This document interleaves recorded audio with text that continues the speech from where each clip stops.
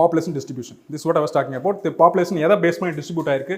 physical factors and socio-economic factors. டெரைனை base பண்ணி சமவெளி பகுதிகளில் மக்கள் அதிகமாக இருக்காங்களா, மலைகள் ஹில்லி ரீஜன்ஸில் அதிகமாக இருக்காங்களா, இல்லை டெசர்ட் ரீஜன்ஸில், ஃபாரஸ்ட் ரீஜனில். ஓகே, ஸோ இப்படி வந்து பாப்புலேஷன் பரவி இருக்கு. ஸோ எந்த ரீஜனில் அதிகமான பாப்புலேஷன் இருக்கிறதுக்கு வாய்ப்பு இருக்குது? டெரைன் பிளெயின் ரீஜன் அல்லது நதி ஓரங்களில், ஆற்று நதி ஓரங்களில் அதிகமான பாப்புலேஷன் இருக்கும்.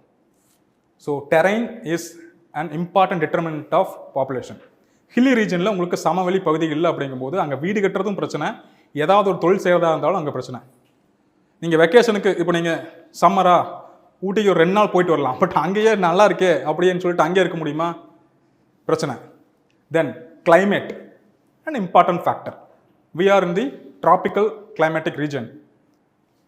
உலகத்திலேயே ரொம்ப அதிகமான மக்கள் தொகை இருக்கக்கூடிய ரீஜன் என்ன? What are the different type of regions, climatic regions of the world என்னென்ன? கிளைமேட்டிக் ரீஜன்ஸ் என்ன கிளைமேட்டிக் ரீஜன்ஸ் இருக்கு? எடுத்துனோம் ட்ராபிக்கலா, 0லேருந்து ஆரம்பிங்க, லேட்டிடியூட் வைஸ் அப்படியே வாங்க. What is 0 degree? ஈக்குவேட்டர். அது ஈக்குவேட்டர்னு சொல்லிட்டா, equatorial region, then tropical region, then temperate region, then polar region.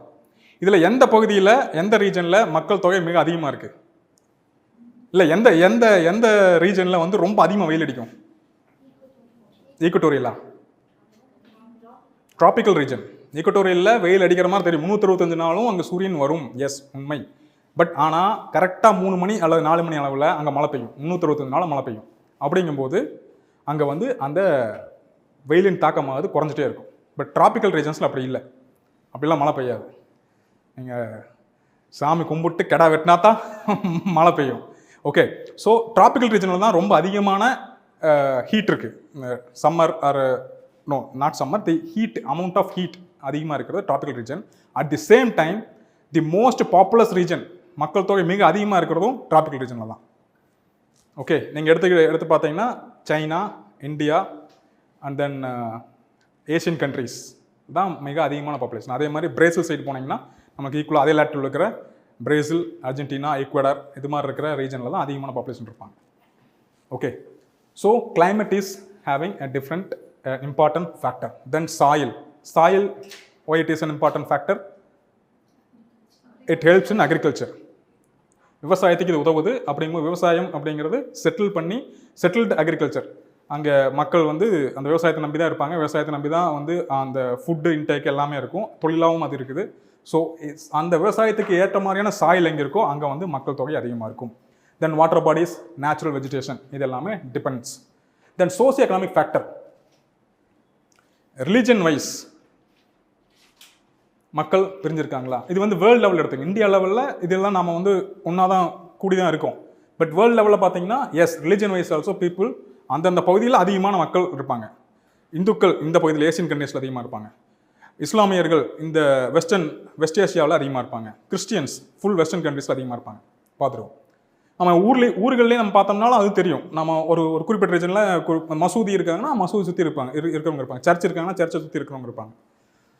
So religion wise. Then cultural, political, economy, human settlements base பண்ணி ஒரு சின்ன ஊர், கிராமம், டவுனு, ஒரு சின்ன city, then metropolitan city like Chennai, இதெல்லாமே மக்களுடைய அந்த பரவலை தீர்மானிக்கக்கூடிய விஷயங்கள், காரணிகள்.